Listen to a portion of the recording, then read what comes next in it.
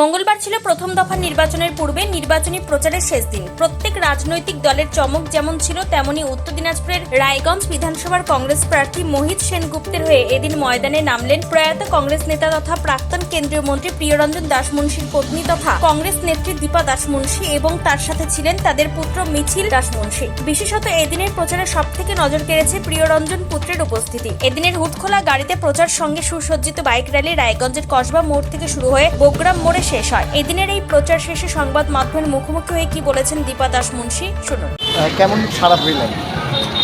সারা আজকে শেষ মুহূর্তের প্রচারে একদিন মাত্র বাকি, 23 তারিখে রায়গঞ্জের মোহিত সেনগুপ্ত প্রার্থী। আমরা সকলে মিলে আমাদের ওয়ার্কার্স মোহিত সেনগুপ্তকে সাথে নিয়ে, ছেলে প্রিয় দাসমুন্সিও আজকে সাথে ছিলেন, সবাইকে নিয়ে আমরা একটা শোভাযাত্রা বার করেছিলাম এবং আমার মনে হয় দুদিক থেকে যে মানুষের সাড়া এবং আশীর্বাদ পেয়েছি, আমি খুব আশা করি।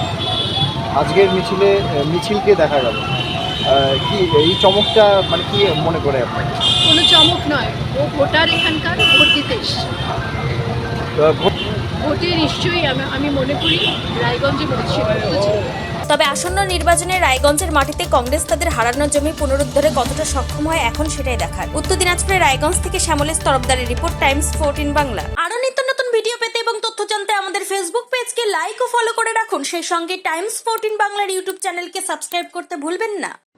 মুখের উজ্জ্বলতা হারিয়ে গেছে, স্পট পড়ে গেছে, ব্রণ ভর্তি, তাই আর দেরি না করে আজই আসুন রায়গঞ্জের চণ্ডীতলায় হেলথ প্লাস মাল্টি স্পেশালিটি ক্লিনিকে এবং এখানে পান অভিজ্ঞ ডাক্তার দ্বারা ফ্রি স্কিন টেস্ট।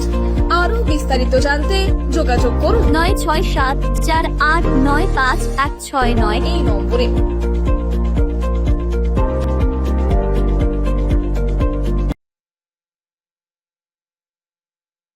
আজ তোমার বিয়ে সাজলো নতুন সাজে।